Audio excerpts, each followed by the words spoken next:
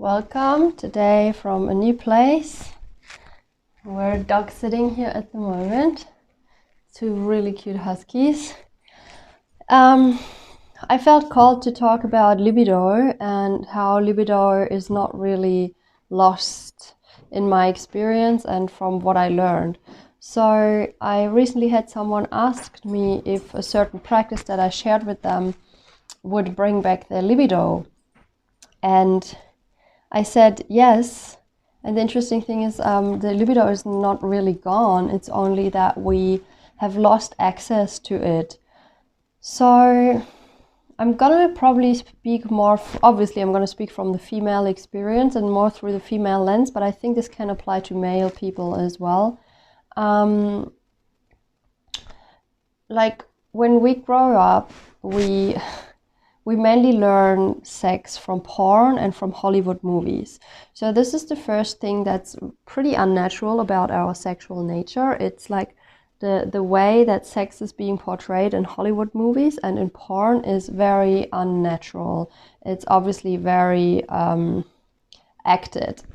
But most of us learn it from there. Most of us get the idea how it works from there. So, and another big thing that I have learned and have found to be a problem or an issue when we want to feel sexually fulfilled is that we live in a society that teaches us not to listen to our bodies. The society and the structures that we get born into, they teach us to manage everything with our mind, to think about everything, to analyze everything and to act accordingly, but not to actually listen to the instincts of our body. So obviously when sex comes into the game and we try to think ourselves through it, while it's such a physical act, it's going to be difficult. So obviously in the beginning also, when we maybe start self-pleasuring as teenagers and when we start having sex the first time, for some of us it might be pretty pleasurable and it might be pretty good because it is a new experience and it is pleasurable and it is like highly sensational. And for some of us it's actually never pleasurable from the beginning, from the get-go. So there's different factors that play into it. Of course, if there has been physical sexual trauma in the body, it also plays a role in this. But so what I have really found is that in the beginning of our sexual journey, we can, like, sex seems to flow more easily. Also with a new partner, there is more of a chemistry, there is more of an attraction, so it flows more easily. But what happens also quite often is like over the years, it doesn't seem to work as well anymore. We need to feel either drunk or we need to feel under the influence of some substances to be able to feel sexually attracted or just sexually aroused. And how am I going to say this? So at the beginning, when we have this, you know, when we start having sex, it's often for most of us, it's also this very quick pace. It's like everything in this world. It's fast food, it's fast clothing, it's fast sex, it's fast pleasure. It's like everything is fast. So in the beginning, this may work for some of us, but because it's not sustainable, all this fast shit, as we can see in our world, it's not sustainable. So the time comes when our body is also just like, nah, I'm not doing this shit anymore. I can't be fucked anymore. So our vaginas go dry, or a man doesn't get an erection anymore. Because the body's like, what's this shit? This is not according to my nature. I'm not going to participate in this anymore. And our bodies stop they go out of this by not feeling turned on anymore, by not feeling libido anymore. So the libido is still there. It's just getting like, it's just covered underneath all this fast bullshit that we're trying to do. And the body doesn't play this game in the long run. So what we really need to do here is learn to listen to our bodies again. And how do we learn that? there's different ways to do that, but there's ways of dropping into the body in general. Like we start creating touch, we start creating connection through touch. So we start touching ourselves in curious ways, in explorative ways. So not in sexual ways all the time, but just in curious ways. Like, what does it feel like if I touch myself like this? Or in general, like I just touch myself like this and I feel really closely into the space between my fingertips and my skin, and I'm just really feeling my own touch here. Bless you. So then also going with other explorative touches, touching our genitals in a new way, in a way that we've not done it before, in a more curious way, in a more playful way, like children. Children actually have this beautiful ability. Children actually also explore themselves sexually, and then most of us get taught that it's disgusting, that it's shameful, that we shouldn't do it. And this is also one more reason why our sexuality gets so distorted, because we learn that it's not okay to be playful and innocent about it.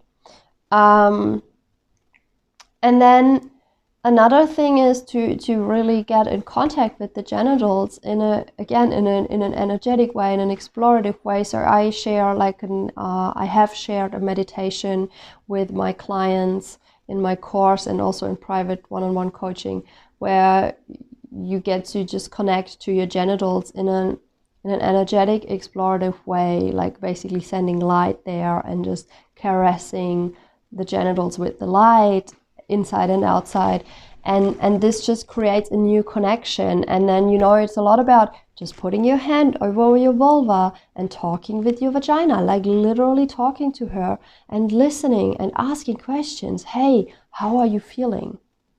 And then also checking in, how am I feeling about this part of my body?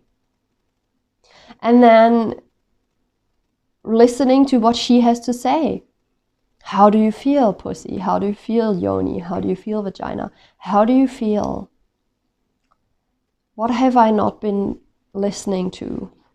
What is there you want to tell me? How do you feel about me having sex with this person? Or how do you feel about me having sex in this way? It's literally a question of asking the right questions in this case. And it's really taught me, it brings libido back, aka libido. It doesn't really go away, it's there, but it comes back to the surface, or you get access to it again.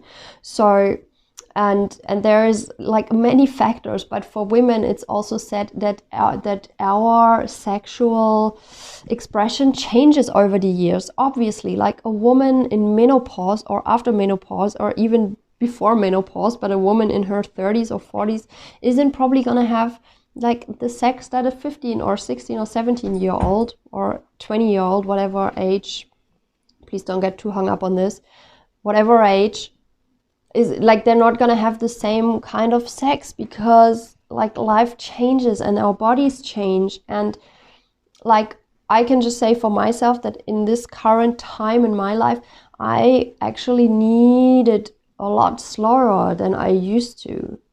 My body needs time to feel relaxed, to drop all stress, to come into the moment, to come into feeling. My body needs to feel safe with the partner. There's factors that were just not present, say 10 years ago for me. And I think in school, the sex education in school is like missing so much. Like I find it ridiculous how superficial it is. In my opinion, sex education should include to teach young people how to be in their body, to teach young people to feel themselves, to also how to give themselves true pleasure, like loving pleasure, caring pleasure, nourishing pleasure, long-term, sustainable pleasure, not only this quick like wank and release, but like what does feel really nourishing to myself. And this is so important in self-pleasuring. It's also, as well as in sex, it's not about the orgasm. The orgasm is awesome, it feels great, we know that, but it's so much more about exploration, about connection. If you do it with yourself, it's about connection and exploration of yourself, with yourself, by yourself. If you do it with another person or several, it's about connection with these other people or person and exploration of yourself, with them, through them, of yourself and of them. Like, there's so much to explore. And this is so crucial, because our bodies are not broken, our libido is not gone, it's there. Our body just says, I can't be fucked anymore, because we're not listening to it. Because, as I said, and please don't blame yourself for this, because we have been taught not to listen to our bodies.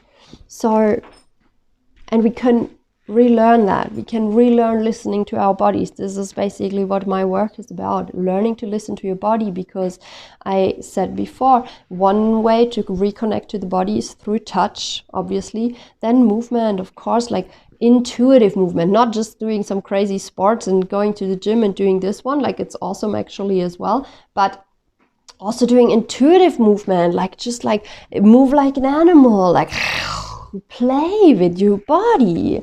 And then what's so important as well, connecting to our emotions, connecting to our emotional state, allowing our emotions to be there, to flow in all this crazy stuff, because our emotions are energy in motion in our body. So if we, like most people, have learned to suppress emotions, we're also not connected to our body. But if we start learning to feel our emotions again, to listen to them, to acknowledge them, to honor them, to respect them, to see them, to hear them, to feel them, we automatically connect more to our body, we automatically feel more. So if we allow ourselves to feel emotions, we also can feel libido again, right? Because libido is a feeling. So if you don't allow yourself to feel sad, to feel angry, to feel super happy, to feel turned on, to feel joy, to feel pissed off, it goes in both spectrums, it goes in both directions. It's positive and negative emotions, if you want to even call them that. In the end, they're just energy. If you don't allow yourself to feel them fully, like fully, how are you going to be able to feel libido? So emotional work is quite important in this process as well. So this is what I wanted to share about libido. I'm curious if this helped you. You're welcome to share, and I wish you a beautiful evening now, and it's evening here. See you next time.